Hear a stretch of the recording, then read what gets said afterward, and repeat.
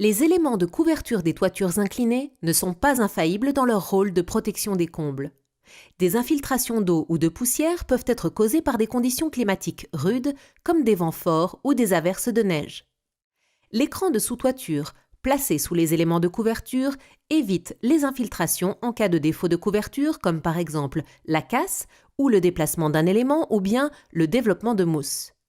L'écran de sous-toiture peut être obligatoire selon le type de matériau de couverture utilisé, la pente de toiture, l'exposition du site au vent et à la neige, le matériau isolant.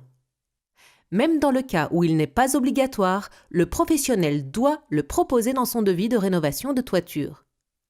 Il existe deux grandes familles d'écrans de sous-toiture.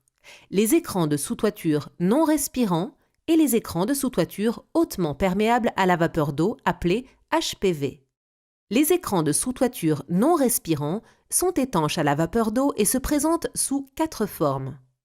Les écrans bitumeux avec une très forte résistance mécanique, une bonne tenue au vent et peu coûteux. Les écrans synthétiques micro-perforés parmi les plus légers.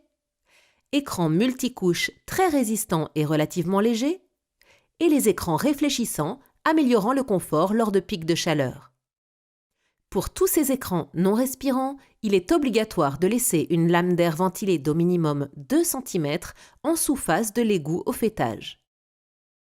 Les écrans hautement perméables à la vapeur d'eau évitent la condensation et la dégradation des performances de l'isolant.